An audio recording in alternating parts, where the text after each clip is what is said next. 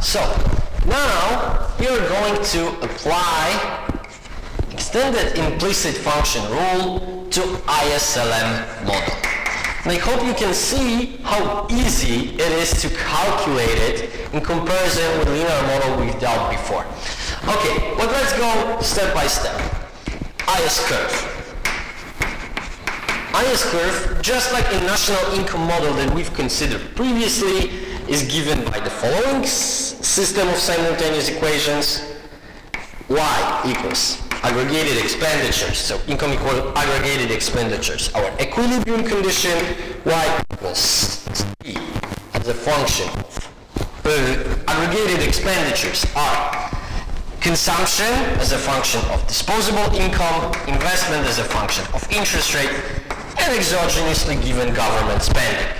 Now, derivative of consumption with respect to disposable income, so marginal propensity to consume, is of course somewhere between 0 and 1. And of course we remember that the higher the interest rate, the lower the level of investment, so I prime derivative of investment with respect to interest rate must be negative. Now, to finish the model, we need equation for disposable income and taxation. In our case, taxation is some function of income where dy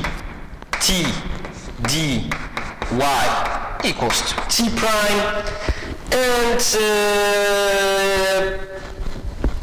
and of course t prime is somewhere between 0 and 1.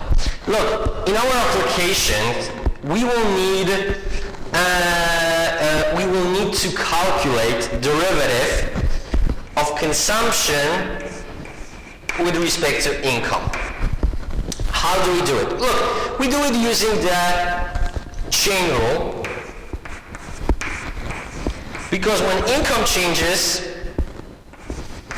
disposable income changes, and when disposable income changes, consumption changes. Now, derivative of consumption with respect to disposable income is C prime, so marginal propensity to consume. And look, if I differentiate disposable income with respect to income, I get 1 minus T prime.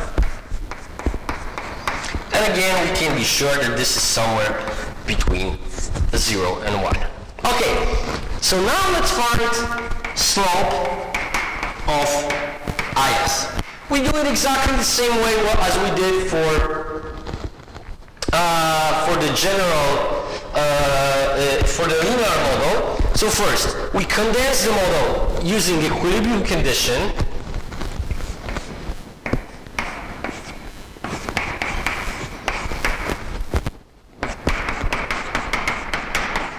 Now, let's move every component with endogenous variables to the left-hand side.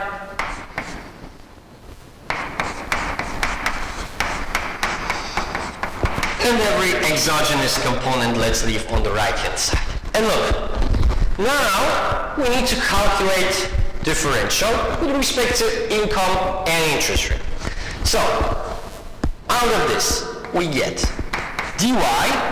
Out of this, derivative of consumption with respect to income is C prime times 1 minus T prime times dy. Over here we get I prime times di equals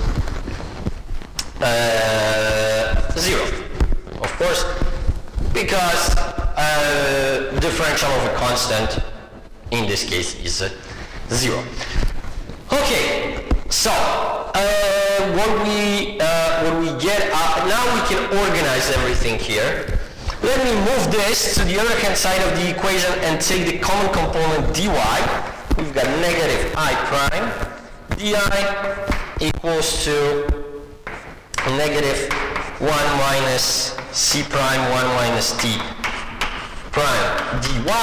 Now I divide both sides by dy and negative I prime, and I obtain derivative dy that gives us the slope of the IS function. This is clearly between 0 and 1. This is negative. The slope of IS need to be negative. Okay, so now let's move to LM curve.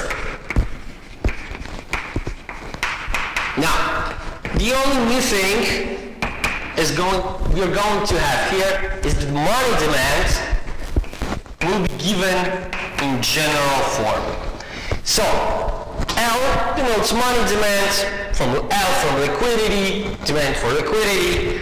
So this is demand as a function of income and interest rate, and we are assuming, accordance with what we learned in macroeconomics class, the derivative of L with respect to y, so Ly is bigger than 0. And derivative of L with respect to I, Li is lower than 0. The higher the GDP, the more money we need to purchase the goods, the higher the interest rate, the higher is the cost of keeping money in form of cash. Now, money supply, as before, is given as M0, and equilibrium condition is money demand equals to money supply, or upon substitution we get Lyi equals to M0. And look, again, this is the equilibrium condition we are going to use, but before, let's calculate the slope of LM.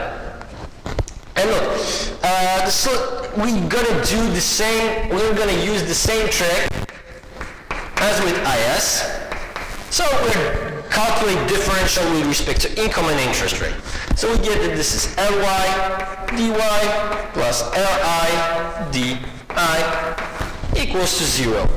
Now, moving this to the other hand side of the equation, we get Li di equals to Ly dy, dividing both sides by with a minus, of course, by dy, and Li, we get that the slope of Ln equal to di dy is equal to negative Ly over Li. We know that Ly is positive, Li is negative. With minus up front, we can be sure that LM curve is positively sloped. So now, look, now that we know the slopes, we know the functions we are going to work with, let's write them down in terms of implicit function rule. So our F1 will be a function of two endogenous variables, income and interest rate, and two exogenous, government spending and money supply. And look, using equilibrium condition that we've got over there, we can rewrite it as y minus c y d minus I of I minus g0 equals to 0. So, the second equation associated with Ln, again, this is a function of two endogenous variables y and I and two exogenous g0 and m0, and has a form of L y I minus m0 equals to 0. So, to be sure that we can use explicit function rule, and which means also for us that equilibrium solutions exist, we need to calculate the Jacobian determinant. And the Jacobian determinant, first we differentiate first function with respect to income, then with respect to interest rate. Then we take the second function, we differentiate it with respect to income, then we differentiate it with respect to interest rate. Look, as a result, we are getting derivative of this with respect to income. We already calculated 1 minus c prime, 1 minus t prime, and over here, just Ly. This derivative of this with respect to interest rate is just negative I prime, and the second equation, Li. if we multiply it all out, we're gonna get that this is 1 minus c prime, 1 minus t prime times li plus ly I prime. And look, this expression is between 0 and 1, so it's going to be positive. This one is negative, so this whole thing is negative. We know that this is negative, and this one is positive. Sum of two negative expressions must be lower than 0. And if this is lower than 0, we know it's different than 0, so so the system, so we can use implicit function rule and we will have equilibrium solutions. So if we can use implicit function theorem, we know that those two functions are implying y, equilibrium y as a function of government spending and money supply, as well as equilibrium interest rate as a function of government spending and money supply. Okay, what should we do next? Let's just now totally differentiate those two equations. And right away, let's put all endogenous variables on the left and exogenous variables on the right. Look, again, out of this one, we're getting 1 minus c prime, 1 minus t prime times dy minus I prime di minus dg0, right? Because we have three variables here.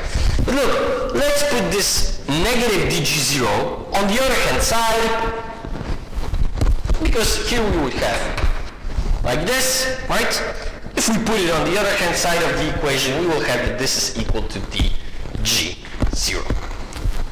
Now, from the second equation, if we totally differentiate, we get this is ly dy plus li di minus dm0 equal to 0.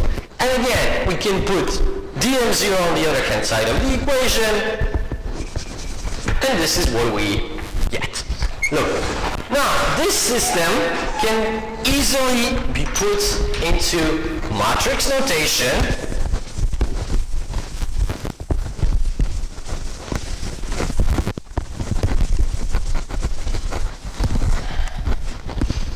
So, we get, first we put all the coefficients, 1 minus c prime, 1 minus t prime, ly, negative I prime, li,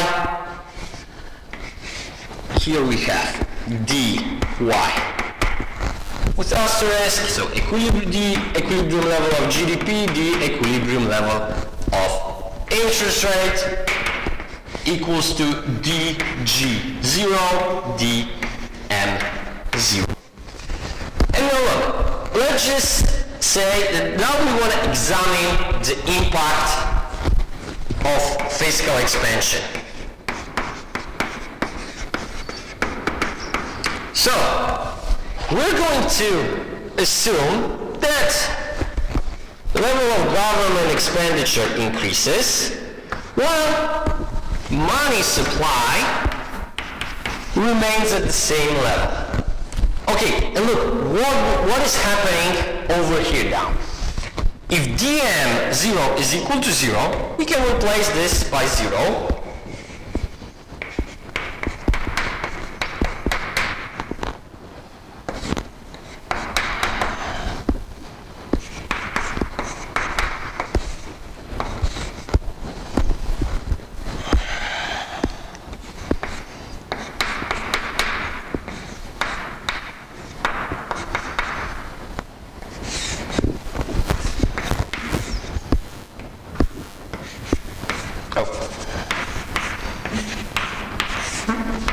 And now also, we know that dg0 is different than 0, so we can divide both sides of the equation by dg0, and we get 1 here. And look, here we will have d equilibrium divided by dg0, which we can interpret as comparative static derivative of income with respect to interest rate. And here we will have the same thing for interest rate. Okay, so now all we've got to do is to solve it. To solve it, first we need to find appropriate Jacobian for income. We already know the Jacobian for this system. And Jacobian for income, we take vector of constant terms, we replace the first column. We get 1, 0, negative prime, Li, which is simply equal to Li.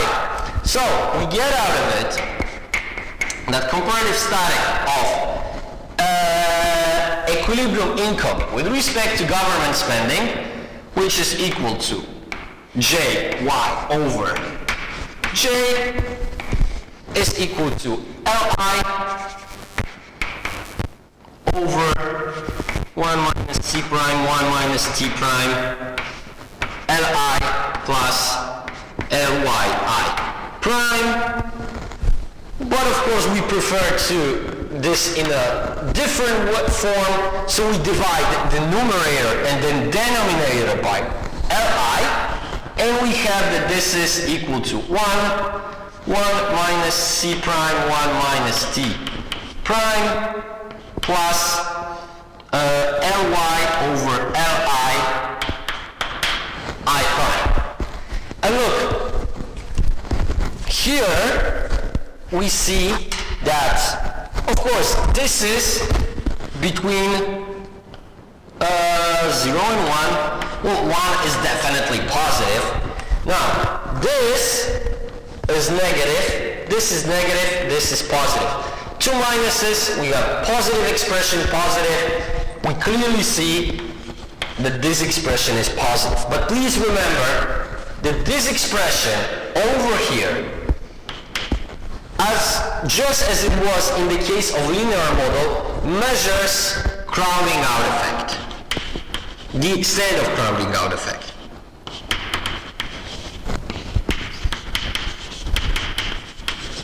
The bigger is this expression, of course, the stronger is the crowding out effect. Okay, so we see that the higher the level of government expenditure, the higher is the equilibrium level of GDP. Okay, so now, what about interest rate? We need to calculate Jacobian Ji, and we simply substitute the second column with a vector of constant terms. So we got 1 minus C prime, 1 minus T prime, Ly, 1, 0. This is equal to Ly, and consequently,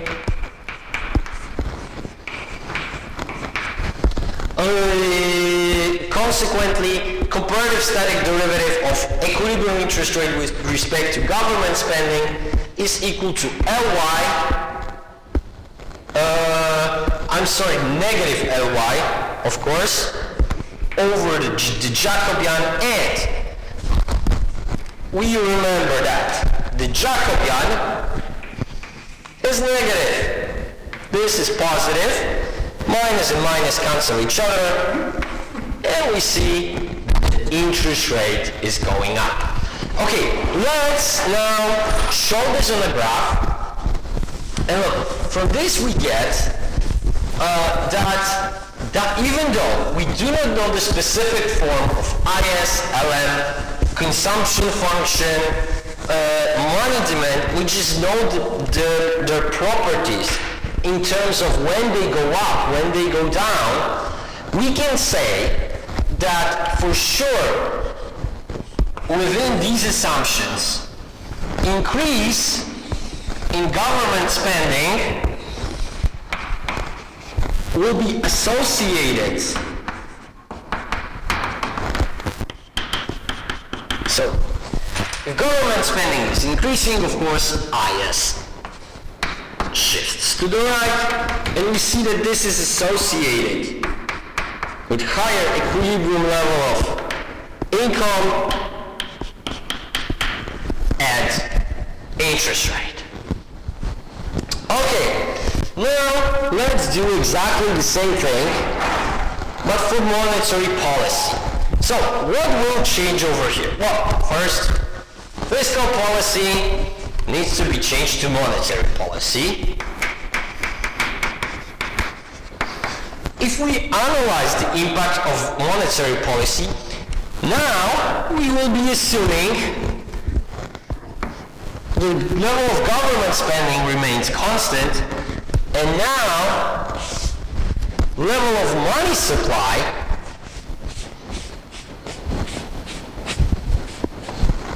stays the same. So what does this, level of money supply is changing. So look, now we have 0 over here, the M0 over here. But look, now we still know that now that we know that money, a change in money supply is different than 0, so we can divide both sides of the equation by the M0. We obtain 1 here and 2 comparative static derivatives over here, which we can easily find by the tools that we described before. So we need to calculate Jacobians, appropriate Jacobians. So now, Jy, we substitute the first column is equal to 0, 1, negative I prime, Li. So,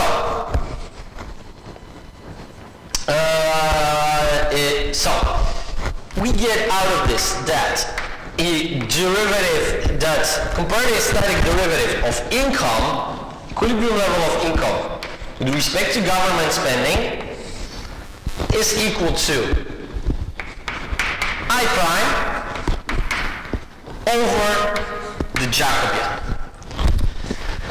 Okay, and so, and this Jacobian, we remember, is negative. A derivative of investment with respect to interest rate is negative, so this must be positive. Again, we see that regardless of the specific form of the ISLM function, monetary policy still has positive impact on the economy in the short run. Okay, now let's calculate Jacobian for I. So we now leave the first column as it is, and we replace the second one. Out of this, we get just 1 minus C prime, 1 minus T prime. And we can now write the expression for the comparative static derivative of interest rate with respect to money supply, and this is equal to 1 minus C prime, 1 minus T prime over the Jacobian. We remember that Jacobian was negative. This is between 0 and 1, so in total this must be negative. So again we see that effect of increased money supply is increase in level of equilibrium level of GDP and decline in equilibrium level of interest rate.